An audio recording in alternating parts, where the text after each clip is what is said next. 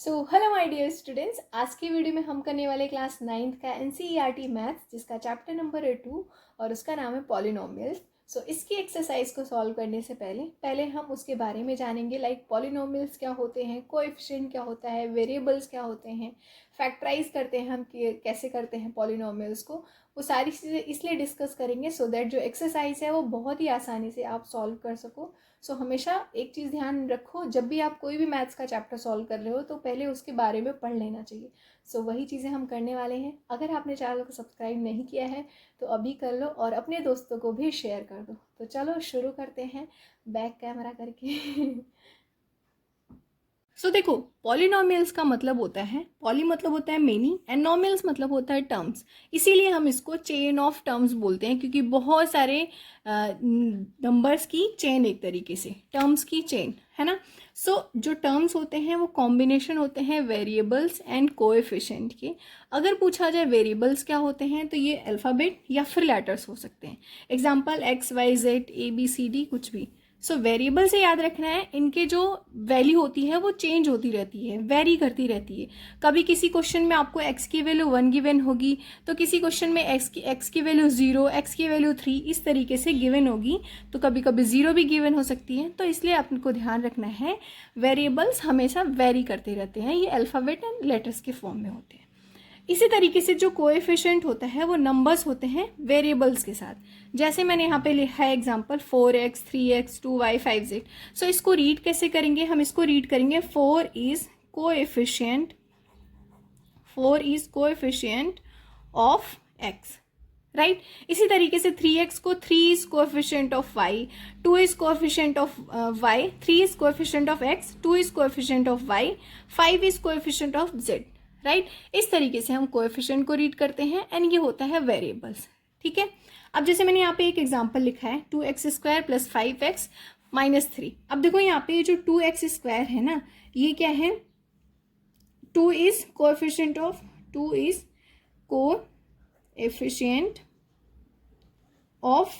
x², ठीक है। अब ये जो स्क्वायर है ना, ये 2 है, इसको हम पावर भी बोलते हैं या फिर एक्सपोनेंट भी बोलते हैं, ठीक है। पावर एक्सपोनेंट जो ये ऊपर होता है उसको बोलते हैं। एंड ये जो x है इसको हम क्या बोलेंगे, इसको हम वेरिएबल बोलते हैं, ठीक है। और ये जो 3 है इसको हम क्या बोलेंगे, कांस्टेंट, ठीक है। तीनों चीज समझ में आई। अब ये फर्स्ट टर्म है, ये सेकेंड टर्म है, ये थर्ड टर्म है।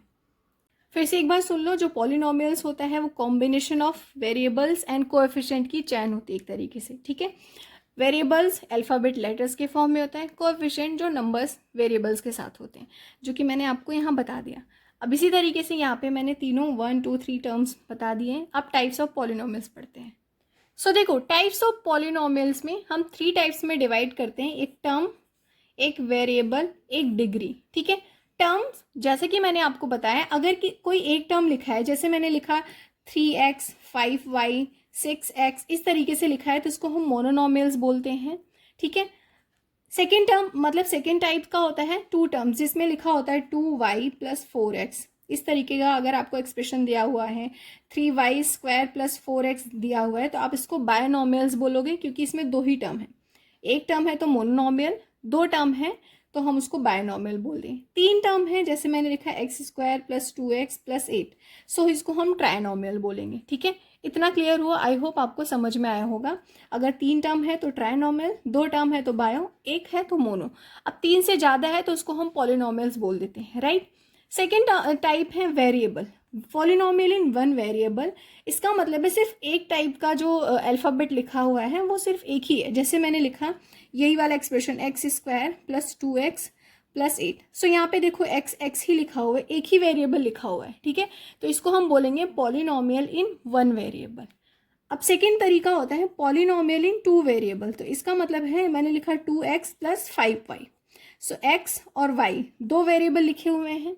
वेरिएबल अभी बताया अल्फ़ाबेट या फिर नंबर, अल्फ़ाबेट या फिर लेटर्स होते हैं, तो ABCD वाला। तो यहाँ पे x और y 2 वेरिएबल लिखे हैं, तो इसलिए 2 वेरिएबल बोल देंगे।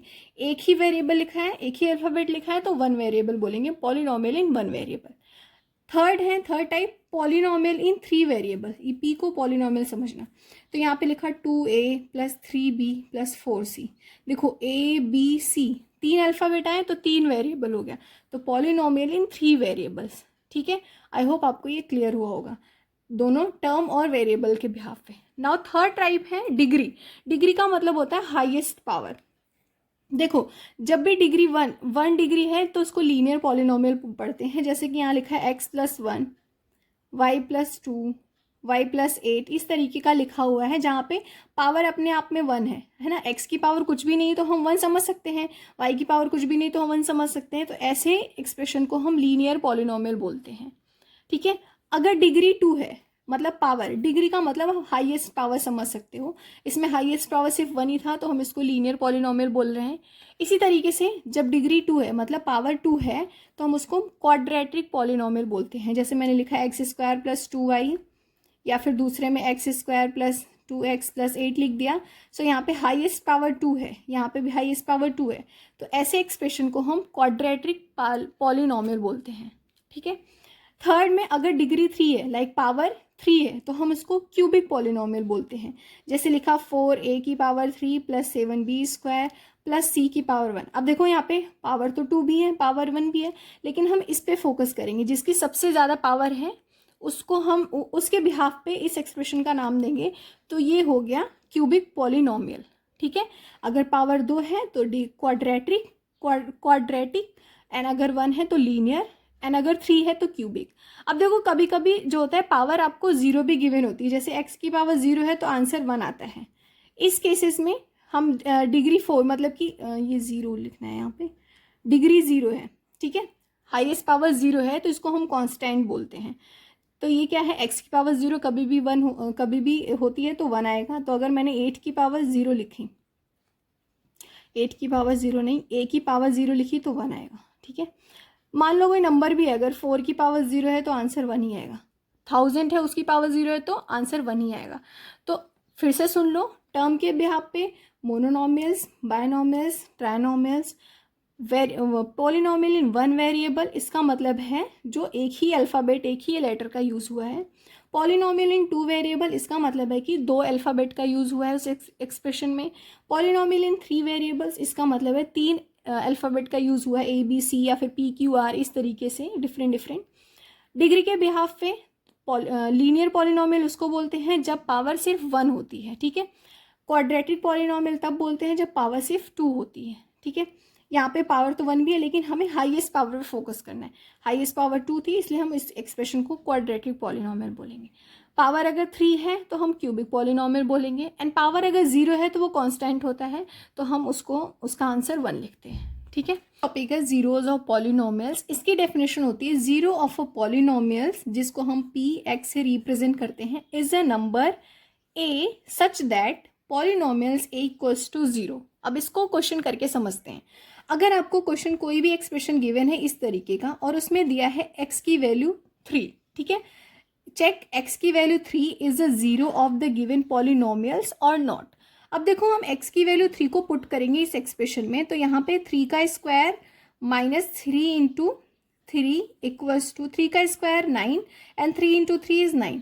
देखो 9 माइनस 9 इज 0 आ गया, तो हम बोल सकते हैं yes x equals to 3 is a zero of the given polynomials, right. So फिर से समझ लो, कोई भी एक्सप्रेशन अगर गिवन है और उसकी वैल्यू अगर 0 आ जाती है तो हम बोलते हैं yes given value of the variable is a zero of the given polynomials.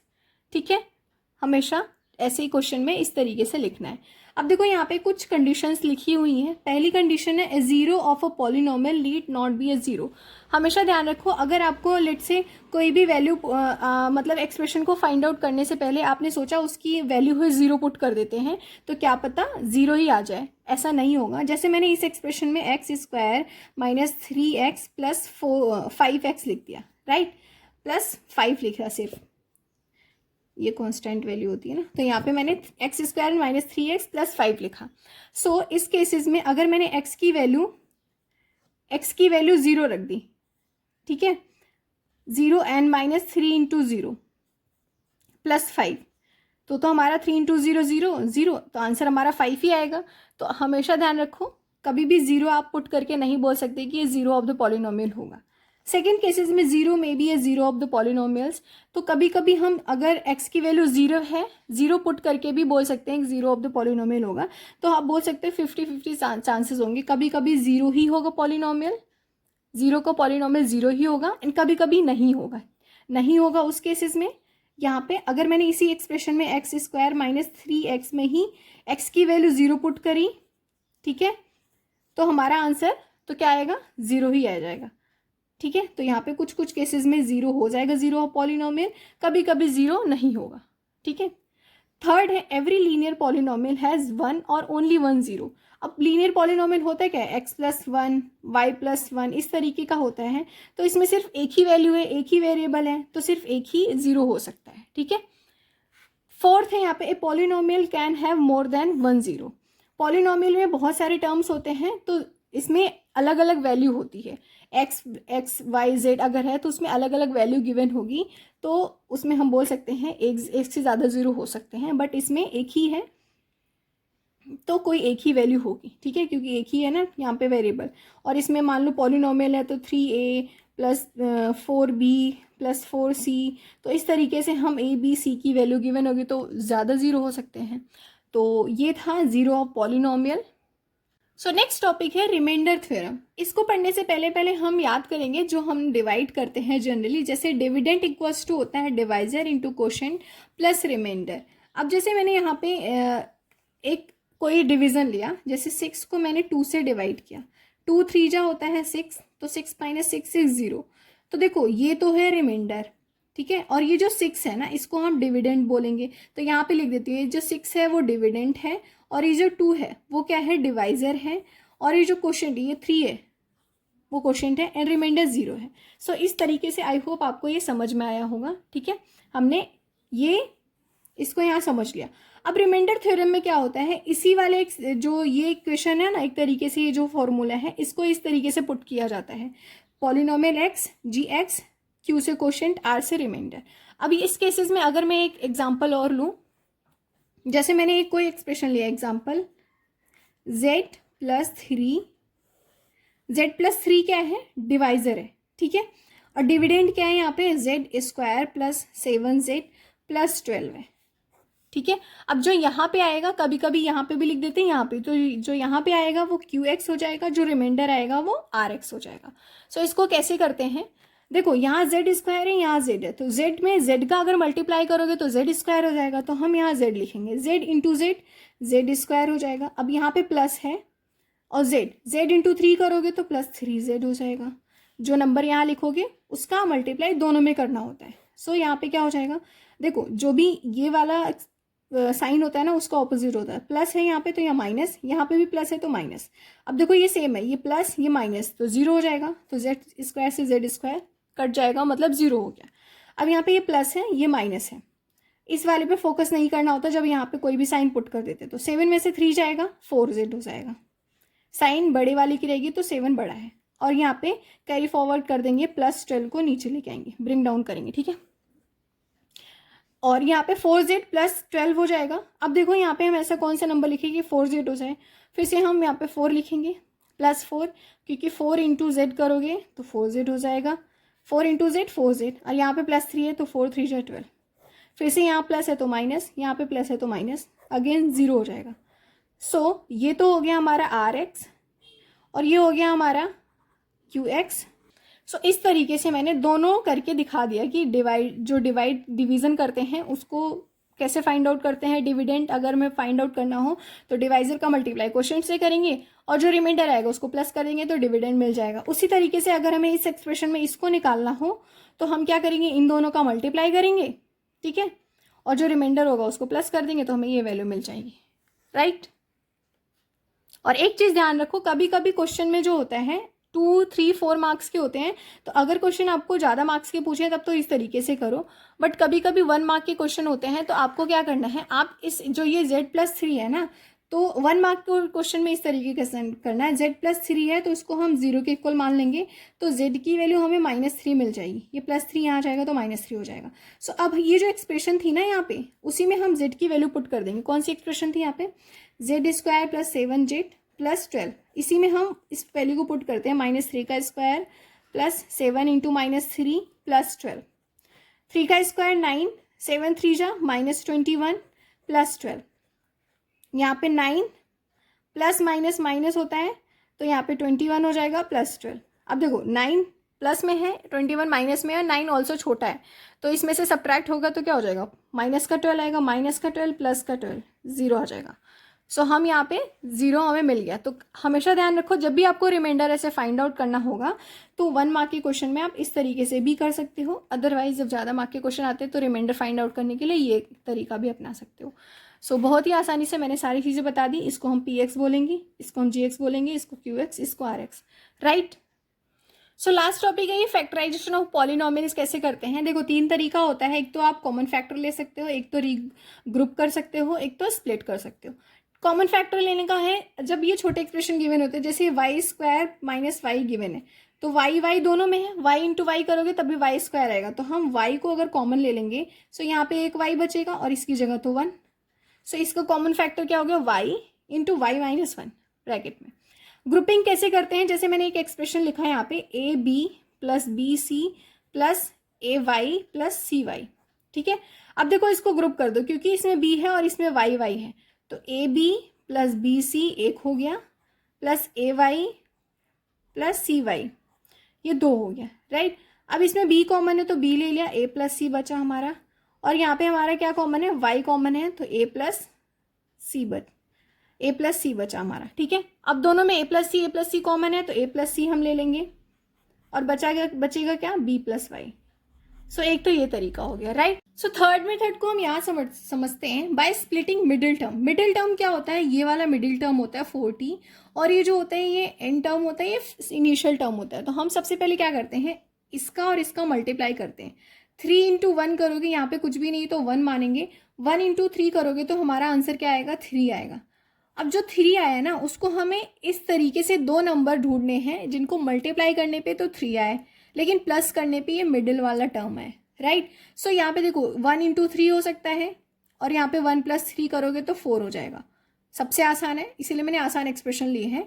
अब यहाँ पे कुछ और आ रहा होता तो कुछ और आपको नंबर ढूंढने होते कि मल्टीप्लाई करने पे हमें वो नंबर मिले जो इन दोनों को मल्टीप्लाई करके आया है और प्लस करने पे ये नंबर मिले। अब यहाँ पे 1 इंटू 3 करने पे 3 ही आ रहा है और 1 प्लस 3 करने पे 4 आ रहा है, तो इसको कैसे करेंगे, देखो T square plus 1t plus 3t करोगे और प्लस 3, राइट। सो यहाँ पे देखो इन दोनों में t कॉमन है तो हम t ले लेंगे, t कॉमन ले लिया, यहाँ पे t बचेगा प्लस 1 और यहाँ पे 3t है, यहाँ पे 3 है तो हम प्लस 3 कॉमन लेंगे तो t प्लस 1 बच जाएगा। यहाँ पे कुछ भी नहीं तो हम 1 लिख देंगे, राइट। दोनों में 3 था ना, यहाँ पे भी 3 यहाँ पे 3, तो 3 कॉमन ले लिया ब्रैकेट से और ब्रैकेट में t प्लस 1 बच गया। अब देखो t प्लस 1 तो t प्लस 1 कॉमन ले लिया हमने, ब्रैकेट में क्या बचेगा, t प्लस 3 बचेगा। सो इस तरीके से हम मिडिल टर्म के थ्रू स्प्लिट करते हैं, कॉमन फैक्टर फाइंड आउट करते हैं, एक तरीके से फैक्टराइजेशन करते हैं, ये भी बोल लो। सो आई होप आपको ये समझ में आएगा। अब मैं कुछ आइडेंटिटीज़ आपको बताने जा रही हूँ, एल्जेब्रिक आइडेंटिटीज़ जो कि लर्न होनी चाहिए। सो यहाँ पे लिखो, इसको मोस्ट इंपॉर्टेंट है, इसको लर्न कर लेना। यहाँ पे लिखो एल्जेब्रिक आइडेंटिटीज़। सो यहाँ पे x प्लस वाई का होल स्क्वायर क्या होता है, x square plus y square plus 2xy। x minus Y का होल स्क्वायर क्या होता है, x square minus 2xy plus y square. Third है x square minus y square क्या होता है, एक्स प्लस वाई और x माइनस वाई। एक और है अगर आपको x प्लस ए गिवन है और x प्लस बी गिवन है तो इसका आंसर क्या हो जाएगा, x square plus a plus b into x plus a b, right. ये first, second, third, fourth, fifth क्या है, x plus y plus z का अगर स्क्वायर दिया है तो कैसे करेंगे, x square plus y square plus z square plus 2xy plus 2yz plus 2zx, ठीक है। फिर एक और है 6x प्लस वाई का क्यूब है, ठीक है। x प्लस वाई का क्यूब कभी भी गिवन है तो x cube plus Y cube plus 3xy bracket में x प्लस वाई, राइट। और अगर x माइनस वाई का क्यूब गिवन है तो क्या करेंगे, X cube minus Y cube minus 3xy और ब्रैकेट में x माइनस वाई। सो यहाँ पे मैंने 7 आइडेंटिटीज दी हैं जो कि आपके टिप पे होनी चाहिए, आपको बिल्कुल अच्छे से लर्न होनी चाहिए। सो इस वीडियो में इतना ही। नेक्स्ट वीडियो में हम 2.1 एक्सरसाइज करेंगे। आई होप आपको सारे टॉपिक्स अच्छे से समझ में आए होंगे। प्लीज़ कमेंट करना नहीं भूलना एंड अपने दोस्तों को ज़रूर शेयर करना। जो भी चीज़ें मैंने बताई हैं लर्न करनी है, आइडेंटिटीज़ आपको, सो प्लीज़ लर्न करना उसको, तभी जाके आगे क्वेश्चन सॉल्व होंगे। एंड अगर कोई भी डाउट है तो प्लीज़ कॉमेंट करना और मैं उसका रिप्लाई ज़रूर दूंगी। अगर कोई टॉपिक नहीं समझ में आया तो एक बार ट्राई करना कि उसको दोबारा से देख लो, नहीं तो फिर मैं आने वाले क्वेश्चंस में वापस से उसको रिपीट कर दूंगी अगर आप मुझे कमेंट करते हो कि वो चीज़ समझ नहीं आया। ठीक है, तो चलो मिलते हैं नेक्स्ट वीडियो में, तब तक के लिए बाय बाय।